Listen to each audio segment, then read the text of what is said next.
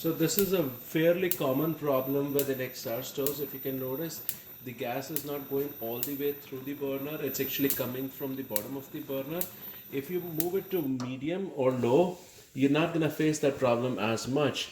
You will still see a little bit of irregular gas movement, but the moment you turn it to high, you will notice that quite a lot, and you will notice continuous sparking sometimes because the gas will not go ahead and hit in the center. uh, Obviously the continuous sparking becomes very irritating.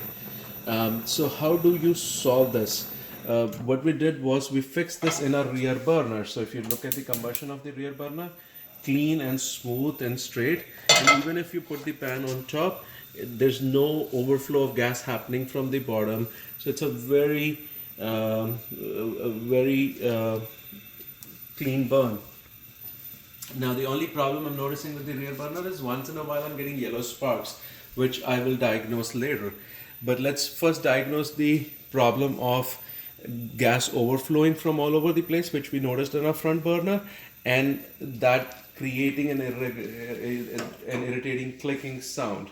I noticed a YouTube poster posting that as a question, saying if anybody has a problem, anybody has a solution to this, please recommend. So what we're gonna do is we're gonna look at a burner and look at how gas flows in a burner. So this rear burner is kind of cold right now. The front one's just a little warm, so I'll leave that for now. This is the burner assembly for a NXR. I heard that the newer models are better designed, and this burner assembly is beautiful in every sense. The holes are bigger, requires a lot less cleaning. But what happens in these is, if you look from here, there are two ways for gas to come in, one in the center and one this hole. If you do notice by any chance that your gas dies out at low, then your smaller hole is actually clogged. That's where the gas is coming for the middle part of the burner, the low settings. This is where the gas is coming for your full flame settings. And this is just the igniter. So coming back to the burner, gas for the main setting is coming from here. Gas for the sim setting or the low setting is coming from here. Now let's look at where it's going further. So this is for the sim, for the top burner, and let's the small burner, let's leave that. And let's put this back. So this big groove is supposed to fit in this, the tongue's supposed to fit in the groove here. And what we realize is that these holes are all air gaps except for one, which is for the middle or the low burner. When we look at the low burner, we realize that's true. This is where the ignition fits in, and the low burner gas comes in from here and then moves into the middle. Now what happens with these burners is they are brass, in which case they warp a little bit over time. So if we try to look at this, we can probably even hear the warping. It's sometimes very minute. And so if you hold your burner like this and you press on sides, you will notice a little bit of wiggle. I don't know if you can hear that in the video, but with my thumb I can feel just a little bit of wiggle. It does not need to be much. It just needs to be a few hair widths in width. But what that'll do is it'll cause the gas to leak from these seals and come from all over the place rather than where it's supposed to go. And once the gas starts leaking from here, it prevents the air from coming in. So very simple solution to this problem is to take this on a very smooth surface like a piece of stone or concrete and just rub it in circular motion. Just grind it slowly. You don't want to grind it too much. Just get it even. The brass will start shining through, and all you want to do is make sure that the brass that you can see an even shine, and at that point your burner problem's fixed. Now you could do the same on this one too. Remember, this seats right on top of this. It's supposed to make a seal, and the gas is supposed to move through this channel to get into the middle. So you could do a little bit of that if you're facing a problem with the center burner, the low setting burner. What we'll do is, if this burner's cold by now, we can go ahead and check what I did in this burner, and we will realize the same. Let me fetch a towel. It might be a little hot.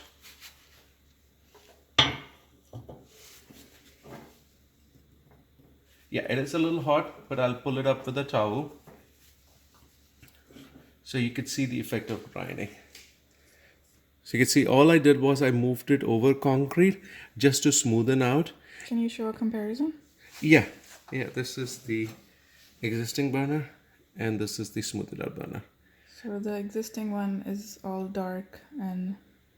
Yeah, it does not really like over time it'll become, even this will become dark it'll get used, but when you're grinding it, then having it dark is invaluable because wherever I have dark spots left, that means I still need to keep grinding it a little bit more, right, till it becomes all evenly shiny.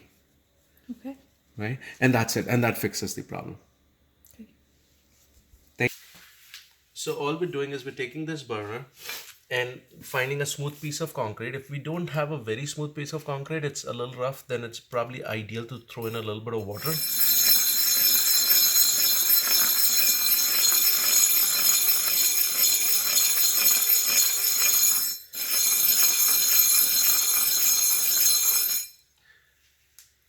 See, as you can notice, very light pressure, just let it rub itself off and just let it auto level. So I can see it's not, this hole is not fully auto leveled right now, and we'll just give it a little bit more grind.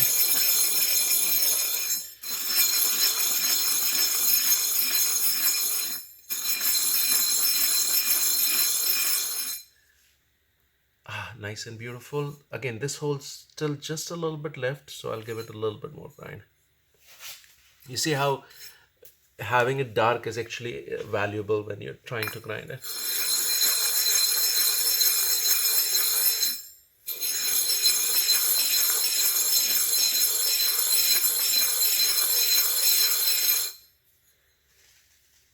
Okay, I think I got it very good at this point.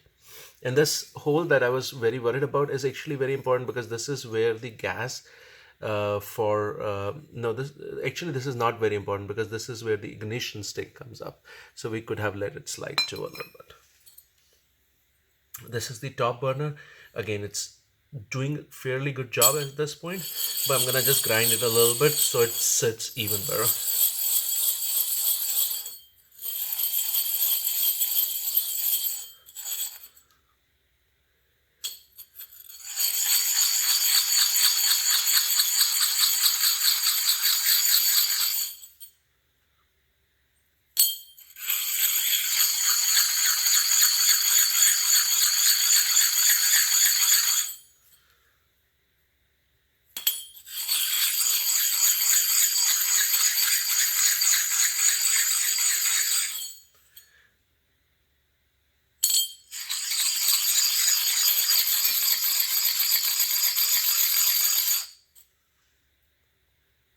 And that's kind of good enough for the top burner. So that's about it, folks. That's all you need to do to make sure your NXR does not give you problem over time.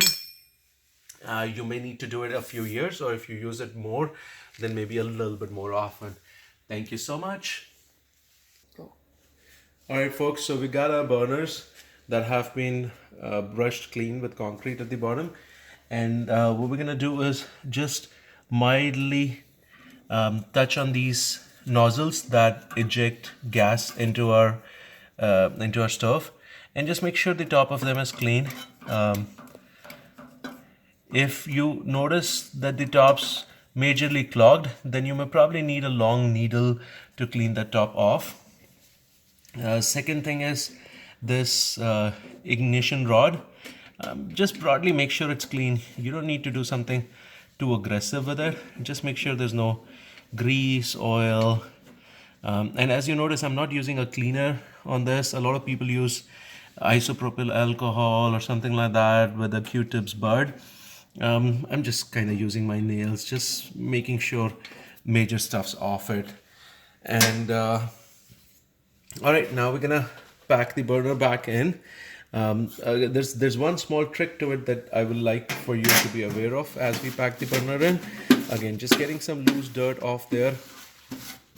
I don't want any of those dirt pieces to fall into the nozzles. And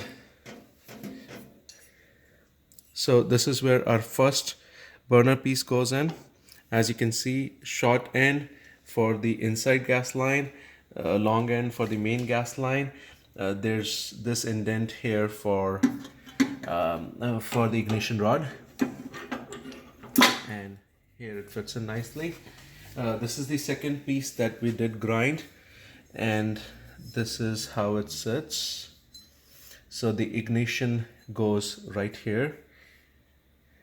This holds tad little bit bigger and a little bit towards the inside. Now the trick here is, if you can bring the camera on top, is to get perfect alignment of these holes. Okay, remember these holes are acting as a seal to bring air in. So except for one hole which is bringing gas into the middle, the rest of the holes are bringing air from below the burner into the burner, so it can actually get combust with the gas. So we just want to align them a little bit and make sure they're aligned, and that's about it. Rest, I think, is downhill from here. Boom, let's test it.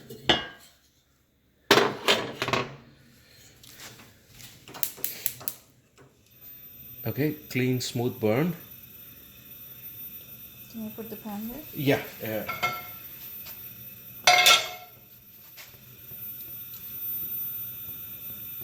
So the gas leak that was happening from the bottom has stopped. The top burn one is still flickering. Yeah, the center burner is still flickering. And that's, again, we will go ahead and check the nozzle that's ejecting air in the center first. And number two, we'll go ahead and check the seal of that second plate that sits in to push the gas through that. I see good pressure coming out. Good pressure coming out from that side, but not enough pressure from this side. Yeah, so we'll diagnose that. It's going to be exactly the same thing. So it's very even on the low flame now. Yeah. Which low flame wasn't really a problem for us before. The problem was really the high flame, and the high flame got resolved on the sides. The center will still look at it. Okay, but now it stopped. The ignite, the clicking sound has stopped. Yeah, the irritating clicking sound has gone away. The center problem that we still have remaining is exactly the same problem that we fixed for the outside burner. We have to do it a little bit more for the inside burner. Perfect. Thank you.